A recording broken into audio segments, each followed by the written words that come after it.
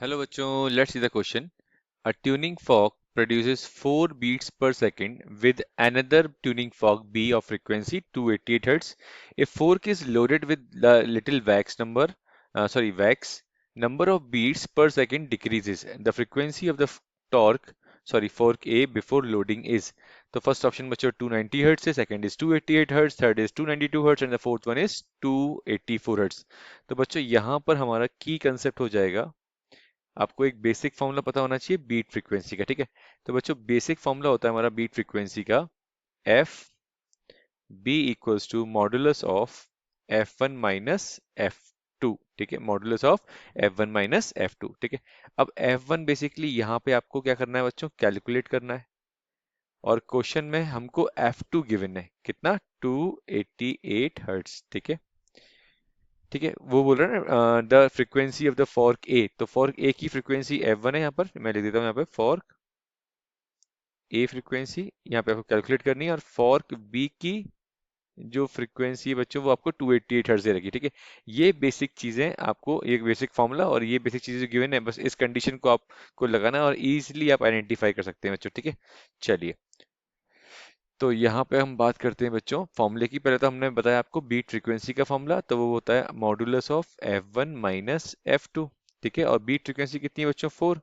तो ये आ जाएगा बच्चों अपने पास F one minus 288 of modulus. ठीक है, तो यहाँ से बच्चों हम F one minus 288 is equals to plus minus 4, modulus हटाया हमने, क्या आ गया प्लस माइनस 4। तो यहाँ से एफ वन क्या आएगा बच्चों अपने पास, एक आएगा 292 हर्ट्ज और दूसरा आएगा बच्चों अपने पास, एक बार प्लस किया तो 292 और एक बार माइनस करेंगे तो क्या आ जाएगा 284 हर्ट्ज आ जाएगा बच्चों। ठीक है, अब क्वेश्चन में बोला गया है कि आपने इस ट्यूनिंग फॉर्क के ऊपर क्या लगाया बच्चों, लिटिल वैक्स इज अप्लाइड। ठीक है, लिटिल वैक्स इज लोडेड।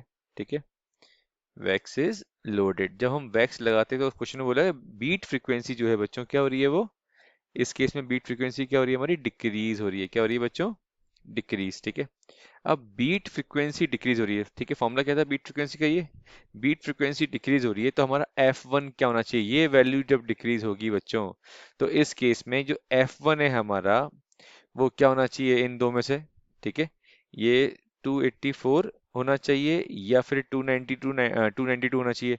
तो बच्चों आपको कंसेप्ट ये पता होना चाहिए कि जब बीट फ्रीक्वेंसी कम होती है तो ये ए वाले सोर्स की जो फ्रीक्वेंसी है या फर्स्ट वाली जो फ्रीक्वेंसी है वो हमेशा इन दोनों से ज्यादा होनी चाहिए। जब हम इसको माइनस करेंगे तभी हमारी बीट फ्रीक्वेंसी क्या होगी, बेसिकली डिक्रीज होगी, क्योंकि क्वेश्चन में वैक्स को अप्लाई किया है, वैक्स को अप्लाई करने से बोला बीट फ्रीक्वेंसी डिक्रीज होगी।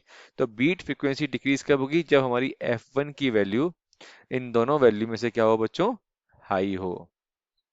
ठीक है, तो यहाँ पे इन दोनों में से वैल्यू किसकी है, ये 292 हर्ट्ज की, तो F1 शुड बी, तो F1 should be greater, F1 should be greater, तो हमें F1 क्या रखना है बच्चों, ग्रेटर रखना है। ठीक है, तभी बेसिकली हमारी जो बीट फ्रीक्वेंसी क्या होगी बच्चों, डिक्रीज हो पाएगी। तो ये बेसिक कंसेप्ट आपको क्लियर होना चाहिए। ठीक है, अगेन मैं रिपीट कर रहा हूँ, बीट फ्रीक्वेंसी डिक्रीज कब होगी बच्चों हमारी, जब हमारे पास दो फ्रीक्वेंसी आई है 292 और 284, इसमें से हमें कौन सी वैल्यू सिलेक्ट करनी है बच्चों, हाई वाली। ठीक है, कौन सी वैल्यू सिलेक्ट करनी है, हाई फ्रीक्वेंसी वाली वैल्यू सिलेक्ट करनी है हमको। रीजन, क्योंकि हमारी बीट फ्रीक्वेंसी क्या हो रही है बच्चों, डिक्रीज। अब ये डिक्रीज कब होगी, जब ये वैल्यू ज्यादा होगी और ये वैल्यू कम होगी। जब माइनस करेंगे इस वैल्यू में से हाई वाली वैल्यू को सेकंड वाली वैल्यू में से, तो वैल्यू हमारी बीट फ्रीक्वेंसी क्या आएगी बच्चों, डिक्रीज होकर निकल के आएगी। ठीक है, इसलिए हमने जो फ्रीक्वेंसी सेलेक्ट करी है वो हाई वाली सिलेक्ट करी है। Clear, okay, so option check कर लेते हैं बच्चों एक बार।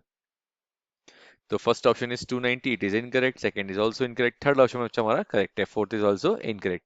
सो our correct option is third.